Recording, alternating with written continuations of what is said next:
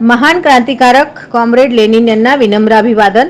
धर्मात राजकारण आणू नका, कॉम्रेड नरसाळे आडम मास्तर। 22 जानेवारी 2024 रोजी अयोध्या येथे श्री राममूर्तीची प्राणप्रतिष्ठा झाली आहे। त्या अनुषंगाने देशाचे पंतप्रधान थेट लोकांच्या धार्मिक श्रद्धेत धर्माचे राजकारण करत आहेत। वास्तविक पाहता धर्म हे व्यक्तिगत बाब असून त्याचा राजकीय फायद्यासाठी उपयोग करू नये।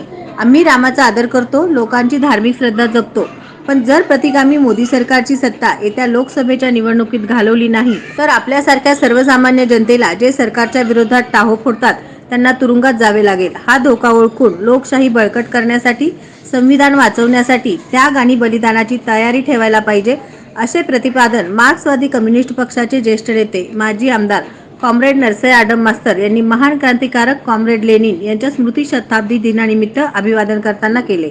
रविवारी दिनांक 21 जानेवारी 2024 रोजी मार्क्सवादी विचारवंत क्रांतिकारक सोव्हिएत युनियनचे पहिले राष्ट्राध्यक्ष कॉम्रेड लेनिन यांच्या स्मृती शताब्दी दिनाचे औचित्य साधून पक्षाचे कार्यालय दत्तनगर येथे अभिवादन करण्यात आले।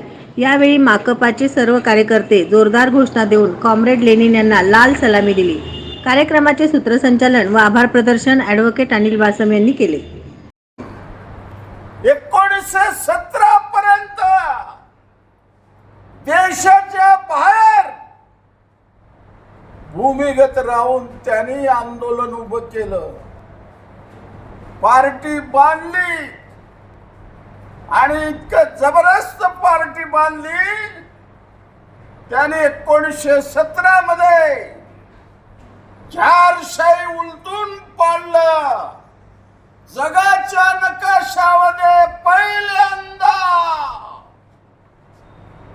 कामगार शेतकऱ्यांचं राज्य त्या सोव्हिएत युनियन मध्ये आलं। तुम्हाला एकच उदाहरण देतो, 1917 ला क्रांती झाल्यानंतर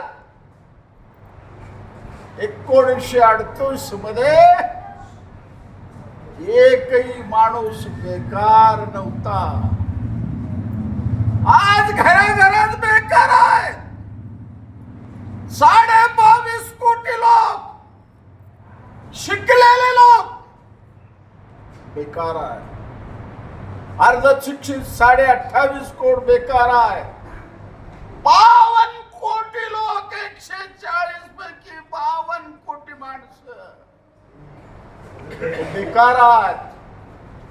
हे देश अदानी अंबानीच्या नावावर चालू आहे। लाखो स्वातंत्र्य सैनिकांनी प्राण अर्पण केलं, कोट्यावधी माणसं लढ्यामध्ये आलं, त्यावेळेला देशाला स्वातंत्र्य मिळालं। नवनवीन बातम्या पाहण्यासाठी SB न्यूज चॅनलला लाईक करा, शेअर करा, सबस्क्राईब करा।